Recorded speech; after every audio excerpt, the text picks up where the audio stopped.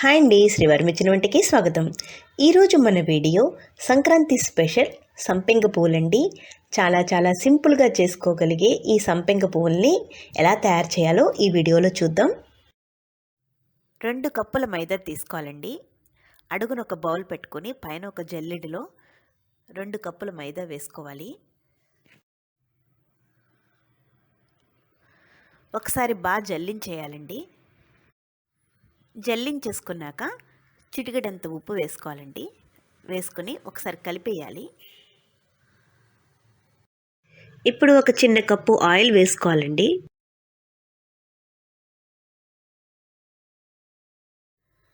Oil వేసి కలుపుకున్నాక చూడండి,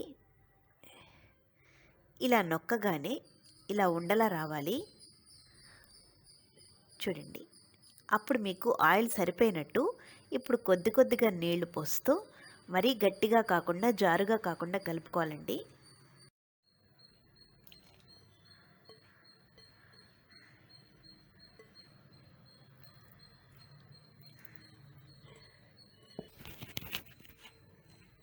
ఈ కలిపేటప్పుడు మాత్రం చాలా బాగా కలపాలండి. మీరు ఎంత బాగా కలిపితే సంపెంగ పూలు అంత క్రిస్పీగా వస్తాయి. చూడండి, ఇంత స్మూత్గా కలుపుకోవాలి. మరీ అలాని గట్టిగా ఉండకూడదు, జారుగా ఉండకూడదు. పిండి మొత్తం ఇలాగే ఉండాలి. ఇప్పుడు దీనిపైన కొద్దిగా ఆయిల్ రాసేసుకుని మూత పెట్టేసి అరగంట సేపు పాటు బాగా నాననివ్వాలండి.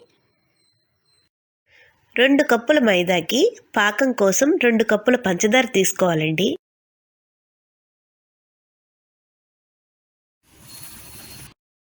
ఒక కప్పుడు నీళ్లు పోయాలండి. తీగపాకం వచ్చేంత వరకు కూడా మరగనివ్వాలి. చూడండి, తీగపాకం వచ్చేసింది కదా. ఇప్పుడు మనం స్టవ్ ఆఫ్ చేసుకోవాలి. ఒక స్పూన్ నిమ్మరసం వేసుకోవాలండి. దీని మూలంగా పాకం గట్టిపడిపోకుండా ఉంటుంది. 1 టీ స్పూన్ యాలకుల పొడి. మీ దగ్గర కుంకుమ పువ్వు ఉంటే వేసుకోవచ్చండి, లేకపోయినా పర్వాలేదు, వేస్తే బాగుంటుంది. కొద్దిగా సరిపోతుంది. అంతా కూడా ఒకసారి కలిపేసుకోవాలి. చూడండి, పిండి మొత్తం ఎంత మెత్తగా నానిపోయిందో కదా. ఇప్పుడు మొత్తం అంతా కూడా ఒకసారి బాగా కలపాలండి. పిండి మొత్తాన్ని కలిపేసుకున్నాక ఇలా చిన్న ఉండల కింద చేసుకోవాలండి. ఇక్కడ సంపెంగ పువ్వుల్ని 2 రకాల పద్ధతుల్లో చేసుకోవచ్చు. మీకు ఏది సులువుగా ఉంటే అది చేసుకోండి. మొదట చపాతీలా ఒత్తుకోవాలి.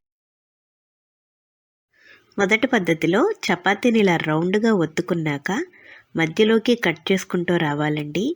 ఇక్కడ పిజ్జా కట్టర్ కానీ కత్తితో కానీ దేంతో అయినా కట్ చేసుకోవచ్చు. కొంచెం గ్యాప్ ఇస్తూ కట్ చేసుకుంటూ రావాలి. పైన కానీ కింద కానీ అంచుల్ని మాత్రం అస్సలు కట్ చేయకూడదు. మధ్యలో మాత్రమే గ్యాప్ ఇచ్చుకుంటూ కట్ చేసుకోవాలి. చూడండి, ఇలా మొత్తం అంతా కట్ చేసుకున్నాక పైన కొద్దిగా మైదా జల్లుకోవాలండి. ఇలా కొద్దిగా అంతా కూడా రాసుకున్నాక ఒకదానిపైన ఒకటి నెమ్మదిగా చుట్టుకుంటూ రావాలి. మైదా జల్లడం వలన అతుక్కోకుండా ఉంటాయండి. చూడండి, ఇలా జాగ్రత్తగా చుట్టేసుకున్నాక చివరి అంచుల్ని గట్టిగా నొక్కాలి. నొక్కేస్తే మొదటి పద్ధతిలో మనకి సంపెంగ పువ్వు రెడీ అయిపోయినట్టే. చూడండి ఎంత చక్కగా వచ్చిందో.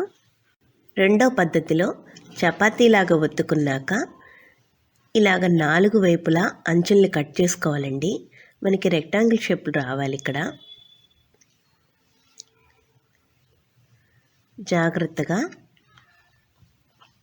4 కొసల్ని కట్ చేసేసుకోవాలి. తర్వాత మధ్యలోకి కట్ చేసుకుంటూ రావాలి. దగ్గరగా కట్ చేసుకోవాలి. చివరి అంచుల్ని మాత్రం అస్సలు కట్ చేయకూడదండి. అలా మొత్తం అంతా కూడా కట్ చేసుకుంటూ రావాలి. తర్వాత కొద్దిగా పైన మైదా జల్లుకోవాలి.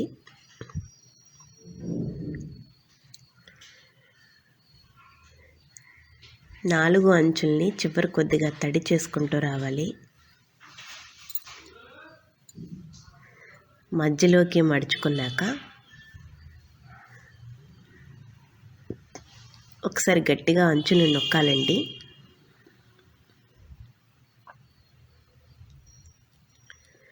నొక్కున్నాక మళ్ళీ ఇంకొక మడత వేయాలి. మళ్ళీ అంచుల్ని గట్టిగా నొక్కున్నాక చూడండి, ఇక్కడ చాలా జాగ్రత్తగా గమనించాలి. పొరల్ని ఇలా మధ్యలోకి కరెక్ట్గా వచ్చేలాగా తీసుకుని ఈ చివర అంచుల్ని వెనక్కి ఫోల్డ్ చేసుకోవాలి. ఇలా దగ్గరగా నొక్కుని పొరల మధ్యలోంచి బయటికి తీయాలి. ఒకసారి చివరి అంచులు మళ్ళీ నొక్కాలండి. అలాగే రెండో వైపు కూడా ముందుకి నొక్కాలి. ఇది లీఫ్ మోడల్ అండి. మీకు ఏది వీలుగా ఉంటే అది తయారు చేసుకోవచ్చు. డీప్ ఫ్రైకి సరిపడినంత ఆయిల్ పెట్టుకుని అది వేడెక్కాక కొద్ది కొద్దిగా పువ్వులు వేసుకోవాలండి. అన్నీ ఒకేసారి వేసేయకూడదు. ఇక్కడ చూడండి, 2 రకాల పద్ధతుల్లో చేసుకున్న పువ్వుల్ని వేయిస్తున్నాను.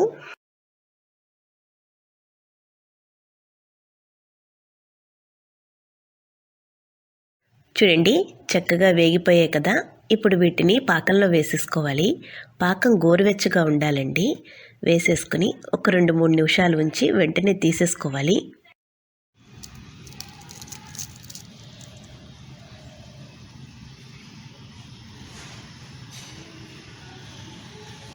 చూశారు కదండి, పైన క్రిస్పీగా లోపల జ్యూసీగా చాలా చాలా టేస్టీగా ఉంటాయండి సంపెంగ పువ్వులు. పాకంలోంచి తీసేసిన వెంటనే 1 గంట సేపు పాటు అలా వదిలేసి తర్వాత ఎయిర్ టైట్ కంటైనర్లో స్టోర్ చేసుకుంటే 10-15 రోజులు చక్కగా నిల్వ ఉంటాయండి. చూశారు కదండి, 2 మోడల్స్లో సంపెంగ పూలు ఎలా తయారు చేసుకోవాలో. మీకు కనుక ఈ వీడియో నచ్చినట్లయితే లైక్ చేయండి, షేర్ చేయండి, సబ్స్క్రైబ్ చేయడం మర్చిపోకండి. శ్రీవారి మెచ్చిన వంట. Thank you for watching.